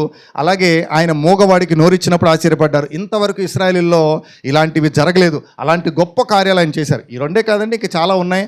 తర్వాత సోదరులు మీతో పంచుకుంటారు. జస్ట్ మీకోసం అర్థం కావడం కోసం ఒక 2 రిఫరెన్స్లు మాత్రమే నేను ఇక్కడ ఇచ్చాను. ఆయన చేసినటువంటి అద్భుతాలు, ఆయన చనిపోయినటువంటి వారిని తిరిగి లేపడం కానీ, ఇంకా ఎన్నో విశేషమైనటువంటి అద్భుతమైనటువంటి కార్యాలు ఆయన చేశారు. ఆయన చేసినటువంటి అద్భుతంలో కూడా, ఆయన చేసిన ప్రతి అద్భుతంలోనూ కూడా ఆయనకున్నటువంటి అధికారం ఏంటో మనకు అక్కడ తెలియజేయబడతా ఉంది. నెక్స్ట్ 4వ పాయింట్లోకి వెళ్దాము. 4వ పాయింట్లో ఒకసారి చూపించండి. 3వది, ఆయన చేసినటువంటి అద్భుతాలకు ఆశ్చర్యపడ్డారు. నెక్స్ట్ 4వ పాయింట్లోకి వెళ్దాము. ఆయన మౌనంగా ఉన్నప్పుడు కూడా ఆశ్చర్యపడ్డారు. 5వ పాయింట్లో మనం చూస్తాము, ఆయన ప్రత్యుత్తరం ఇచ్చినా కూడా ఆశ్చర్యపడ్డారు. 6వ పాయింట్లో మనం చూస్తాము, ఆయన మరణంలో కూడా ఆశ్చర్యం ఉంది. 7వ పాయింట్లో మనం చూస్తాము, ఆయన పునరుద్ధానంలో కూడా ఆశ్చర్యం ఉంది. 1 చెప్పండి, ఆయన జన్మలో ఆశ్చర్యం ఉంది. 2 బోధలో ఆశ్చర్యం ఉంది. 3 ఆయన చేసిన అద్భుతాల్లో ఆశ్చర్యం ఉంది. 4 ఆయన ఏమీ మాట్లాడకుండా మౌనంగా ఉన్నా ఆశ్చర్యం ఉంది. 5 ఆయన ఏ ప్రశ్నకైనా జవాబు చెప్తే ఆ జవాబులో ప్రత్యుత్తరం ఇస్తే ఆశ్చర్యం ఉంది. 6 ఆయన మరణములో ఆశ్చర్యం ఉంది. అధికారి సైతం ఆశ్చర్యపడు. ఇప్పటివరకు చాలా సిలువ మరణాలు వేసి ఉంటాడు, కానీ ఏ సిలువ మరణంలోనూ ఇలాంటి మరణం ఆయన చూడలేదు. ఇంతగా త్వరగా చనిపోయేటువంటి విధానం ఆయన చూడలేదు. శతాధిపతిని పంపించి ఒకసారి సర్టిఫికేట్ అడుగుతున్నాడు, నువ్వు వెళ్ళి చూసిరా ఒకసారి అని ఆయన అడిగి ఒక నోటిఫికేషన్ తీసుకుంటున్నాడు అని అంటే అది ఎంత విశేషమైనటువంటిదో చూడాలి మనం అక్కడ. ఆయన మరణంలోనూ అధికారి ఆశ్చర్యపోయాడు. నెక్స్ట్ ఆయన పునరుద్ధానంలో కూడా ఆశ్చర్యం ఉంది. యేసుక్రీస్తు ప్రభువారు పుట్టుక కాడి నుంచి మరణం వరకు ప్రతి విషయంలో నువ్వు ఏ పాయింట్ అన్నా తీసుకో, ప్రతి పాయింట్లోనూ కూడా ఆశ్చర్యము, విస్మయము, వండర్ అనేటువంటిది దాగుంది. అందుకని ఆయన పుట్టక ముందే 1000 సంవత్సరాలకు ముందే యెషయా గారి ద్వారాగా చెప్పబడిన ప్రవచనంలో ఇలా తెలియజేయబడింది. ఇదిగో మనకు ఒక కుమారుడు అనుగ్రహించబడ్డాడు, మనకు ఒక శిశువు అనుగ్రహించబడ్డాడు, ఆయనకు ఆశ్చర్యకరుడు అనేటువంటి పేరు పెట్టబడుతుంది అనేటువంటి విషయం. ఆ ఆశ్చర్యకరుడు ఈరోజు మనకు తోడుగా ఉన్నాడు. మన జీవితంలో చాలా ఆశ్చర్యకార్యాలు జరిగించాడు. ఈరోజు ఈ కూడిక ఏర్పాటు చేసుకున్న కుటుంబానికే కాదు, వారు ఈరోజు కూడిక పెట్టుకున్నారు, కానీ కూడిక పెట్టుకొని మన అందరి కుటుంబాల్లో కూడా, ఈరోజు అతిథులుగా హాజరైనటువంటి మనందరి కుటుంబాల్లో కూడా దేవుడు ఎన్నో ఆశ్చర్యమైనటువంటి కార్యాలు జరిగించాడు. మీరు అనుకుంటారు ఎర్ర సముద్రాన్ని పాయలుగా చేయడం ఆశ్చర్యం అని మీరు అనుకుంటారు. నేనంటాను, మన జీవితంలో ప్రతిరోజు ఆయన కాపుదల, ప్రతిరోజు ఆయన భద్రత అంతకంటే ఎక్కువ ఆశ్చర్యమైనటువంటిది. ఆయన ఎంత గొప్ప ఆశ్చర్యము అని అంటే, ఆయన చేసేటువంటి పనులు ఎలా ఉంటాయి అని అంటే, తను ప్రేమించేటువంటి వాళ్ళ కొరకు ఆయన చేసేటువంటిది కంటికి కనపడదు, చెవికి వినపడదు, మనిషి హృదయానికి గోచరం కానన్ని అద్భుతాలు మన జీవితాల్లో ఆయన జరిగిస్తూనే ఉన్నాడు. ఆ ఆశ్చర్యకరుడైనటువంటి ఆ ప్రభు అయినటువంటి యేసుక్రీస్తుని మనం అంగీకరించాం కాబట్టి మనం అందరమును కూడా ఆయన ద్వారా దీవెనలు మనం పొందుకుంటున్నాం. దేవుడు ఆత్మ సంబంధమైనటువంటి ప్రతి ఆశీర్వాదాన్ని యేసుక్రీస్తు వారి ద్వారా మనందరికీ అనుగ్రహిస్తున్నాడు. మనం అందరం కూడా ఆత్మ సంబంధమైనటువంటి మేలులను పొందుకుంటూ మన జీవితాల్లో ముందుకు కొనసాగుతున్నాం. 2025 అంతా దేవుడు మనల్ని కాచి కాపాడాడు. ఇంతకు ముందు ఉన్నటువంటి ప్రతి పరిస్థితుల్లోనూ మనల్ని కాచి కాపాడాడు. ఈరోజు ఈ కూడికి ఏర్పాటు చేసిన కుటుంబాన్ని, వారి కుటుంబ సభ్యులందరినీ దేవుడు కాపాడాడు. ఇక్కడ ఉన్నటువంటి స్థానిక సంఘాన్ని, సంఘంలో ఉన్న సభ్యులందరినీ దేవుడు కాచి కాపాడాడు. భద్రతను అనుగ్రహించాడు, ఆహారాన్ని ఇచ్చాడు, పోషించాడు, సంరక్షింపచేశాడు, ఆరోగ్యాన్ని ఇచ్చాడు, ఆయుష్ని పెంచాడు. ఆయన ఎన్నో మేలు చేసి మనకు, మన కుటుంబాల్లో ఉన్నటువంటి కుటుంబ యజమానులకు, యజమానురాండ్రకు, అలాగే మన బిడ్డలకు, వారి ప్రయాణాల్లో, వారి చదువుల్లో, మన ఉద్యోగాల్లో, వ్యాపారాల్లో, మన ఆధ్యాత్మికమైనటువంటి జీవితాల్లో, మనం భక్తి విషయాల్లో, విశ్వాస విషయాల్లో అన్నిట్లోనూ కూడా దేవుడు వృద్ధిని కలిగింపజేసి 2025 అంతా క్షేమం భద్రత దయచేశాడు. మరి కొద్ది రోజుల్లో మనం 2026లోనికి వెళ్ళబోతున్నాం. దేవుని యొక్క మహాకృపను బట్టి ఆ ఆశ్చర్యకరుడిని మనం కలిగి ఉంటే మన జీవితాలు ఎంతో ఆశ్చర్యకరంగా మార్చబడతాయి. ఇంకెక్కడ కూర్చున్న వారిలో ఎవరైనా యేసుక్రీస్తుని అంగీకరించకపోతే వారు ఇప్పుడే అంగీకరించండి. యేసుక్రీస్తుని సొంత రక్షకుడిగా అంగీకరించండి. గొర్రెల కాపురులకు దూత చెప్పినట్లుగా ఆయన ప్రభువు అయిన యేసుక్రీస్తు, ఆయన ప్రభువు అయినటువంటి యేసుక్రీస్తు మన జీవితాలకు ఆయన ప్రభువుగా ఉంటే మనకి ఎంత మేలో, మన బ్రతుకుల మీద ఆయన అధికారిగా ఉంటే ఎంత మేలో. బయట బోర్డు పెట్టుకొని ఈ కుటుంబానికి అధిపతి యేసుక్రీస్తు అని బయట బోర్డు పెట్టుకున్నంత మాత్రాన మహిమ కాదు, కానీ మన బ్రతుకుల్లో, మన జీవితాల్లో, మన ఆలోచనలో యేసుక్రీస్తు అధికారిగా, అధిపతిగా ఉన్నప్పుడు మన జీవితాలు వెలిగించబడతాయి, మన బ్రతుకులు మార్చబడగలుగుతాయి. యేసును ముందుంచుకొని ప్రతి పని చేయడానికి సిద్ధపడదాం. యేసును మనలో ఉంచుకొని ప్రతి చేద్దాం. మన సంఘాల్లో కానీ, మన కుటుంబాల్లో కానీ యేసును, యేసు బోధను, యేసు మాటను ముందు పెట్టుకుని మనం ముందుకు వెళ్ళడానికి ప్రయత్నం చేద్దాం. అలా చేయడం ద్వారా మనము, మన జీవితాలు ఆయన కోరుకున్న రూపంలో వర్ధిల్లటానికి, వర్ధిల్లటానికి ఎక్కువ అవకాశాలు ఉంటాయి. శ్రద్ధగా సహకరించిన మీ అందరికీ నా హృదయపూర్వకమైనటువంటి వందనాలు తెలియజేస్తున్నాను.